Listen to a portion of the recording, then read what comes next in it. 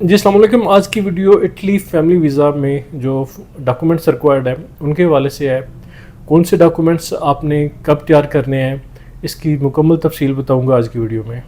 سب سے پہلا جو ڈاکومنٹس آپ کو ریکوائرڈ ہے وہ برتھ سرٹیفکیٹ ہے. یہ میاں اور بیوی دونوں کا لگے گا. ان دونوں میں جو آپ کے سپیلنگ ہوں گے وہ آئی ڈی کارڈ کے مطابق ہوں گے.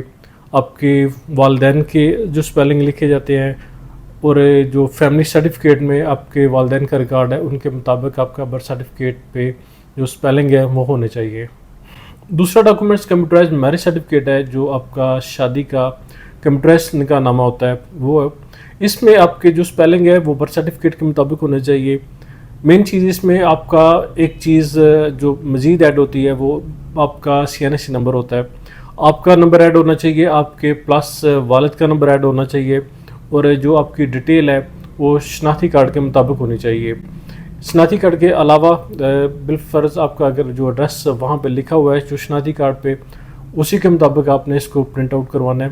جو آپ کا برتھ والا نکاح نامہ ہے جس پہ آپ کے سگنیچر ہوتے ہیں, گواہوں کے سگنیچر ہوتے ہیں, اس میں جو کافی سارے جو رجسٹرار ہے وہ بلینک جگہ چھوڑ دیتے ہیں. وہ بلینک جگہ نہیں آپ نے چھوڑنی جب بھی آپ نے نکاح نامہ فل کروانا ہے. اگر آپ کا نکاح نامہ اس کو بلینک چھوڑ دیا گیا تو تب آپ نے دوبارہ اس کو فل کروانا ہے. وہاں آپ کے جو سیکٹری ہیں حضرات ہیں ان کی ایک اسٹیمپ لگے گی اور ساتھ میں ان کے سگنیچر بھی ہوں گے. آپ نے کوشش یہی کرنی ہے کہ جو آپ کا برتھ والا نکاح نامہ ہے اس پہ آپ کا جو ایڈریس ہے وہ بھی آپ کے جو شناختی کارڈ کے مطابق پیچھے لکھا ہوا ہے وہی ہونا چاہیے. ادروائز وہاں بھی آپ کو کریکشن کی ضرورت پڑے گی. تیسرا جو ڈاکومنٹس آپ کو ریکوائرڈ ہے وہ FRC ہے جس کو فیملی رجسٹریشن سرٹیفکیٹ بھی کہتے ہیں. اس سرٹیفکیٹ میں جو آپ کے پہلے سپیلنگ لکھے جاتے تھے لیکن اب یہ نادرا کا جو ڈاٹا ہے وہ فیچ ہو کے آتا ہے.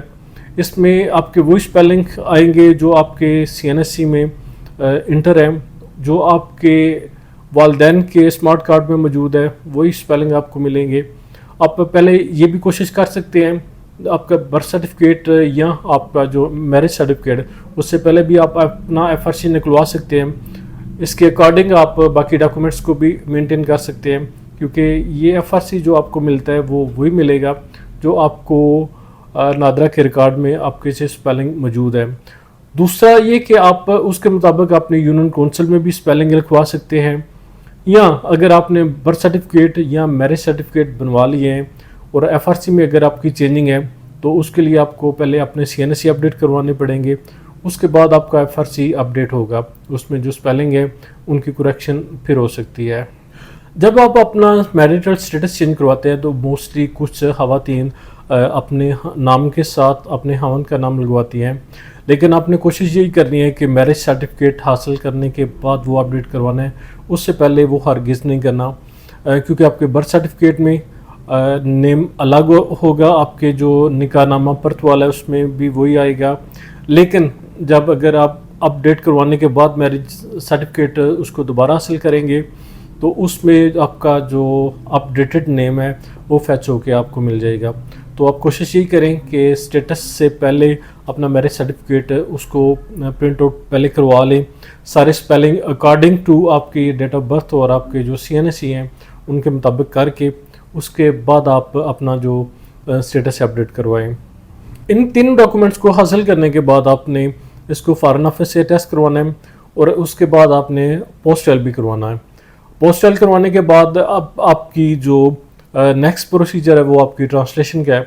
ٹرانسلیشن میں آپ کے جو تمام ڈاکومنٹس ہوں گے ان کی ٹرانسلیشن ہوگی اور اس میں جو آپ کے پوسٹل ہوگی اس کی بھی وہ ٹرانسلیشن ساتھ میں بیک سائڈ کی کریں گے.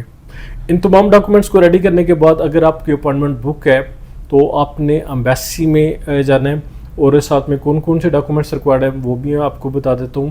اگر آپ کی اپائنٹمنٹ بک نہیں ہے تو سب سے پہلے آپ کو نولستا کی ضرورت پڑے گی, جو اٹالیا سے جو سپانسر آپ کو ایک سرٹیفکیٹ بھیجتا ہے اسی بیس پہ آپ کا کیس جمع ہوتا ہے.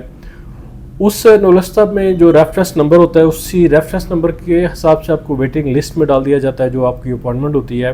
امبیسی میں جو ڈاکومنٹس ریکوائرڈ ہے ویزا اپلیکیشن فارم آپ نے فل کرنی ہوتی ہے, A3 پیجز جو فارمیٹ ہے اس پہ آپ نے پرنٹ آؤٹ کرنی ہوتی ہے. اس کے بعد آپ نے ٹکٹ ریزرویشن ساتھ اٹیچ کرنی ہوتی ہے. یہ پہلے ریکوائرڈ نہیں تھی لیکن اب ضروری ہے, ساتھ لگانی پڑتی ہے.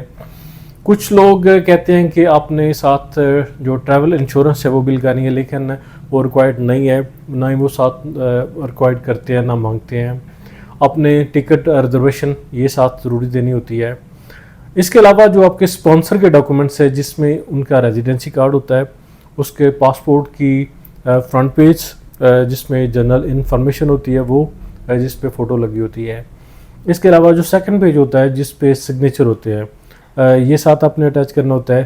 اپنے پاسپورٹ کی اپنے کلرڈ کاپی ساتھ اٹیچ کرنی ہے. اسپانسر کے جو ڈاکومنٹس ہیں ریزیڈنسی کارڈ آپ نے ساتھ اٹیچ کرنا ہے. اس کے علاوہ ان کے جو امپلائمنٹ کے ڈاکومنٹس ہیں، جو ان کا رینٹل ڈاکومنٹس ہیں، جو ہاؤس کے ڈاکومنٹس ہیں یہ ساتھ لگانے ہوتے ہیں. اسپاؤس کی آپ نے جو بینک سٹیٹمنٹ ہے وہ آپ نے ساتھ لگانی ہوتی ہے. اس میں جو بینک سٹیٹمنٹ ہے یہ صرف اسپانسر کی ریکوائرڈ ہے. اس کے لیے ضروری نہیں ہے کہ اپلیکینٹ اپنی بینک سٹیٹمنٹ لگائے، وہ صرف وزٹ ویزا میں ریکوائرڈ ہوتی ہے، فیملی ویزا میں اس کی ریکوائرمنٹ نہیں ہے. یہ وہ تمام ڈاکومنٹس ہیں جو فیملی ویزا کے لیے ریکوائرڈ ہوتے ہیں. اگر آپ مزید کسی قسم کی انفارمیشن چاہتے ہیں تو کومنٹ سیکشن میں آپ پوچھ سکتے ہیں، میں مکمل آپ کو رہنمائی کروں گا. اگلی ویڈیو میں دوبارہ ملاقات ہوگی، تب تک کے لیے اللہ حافظ.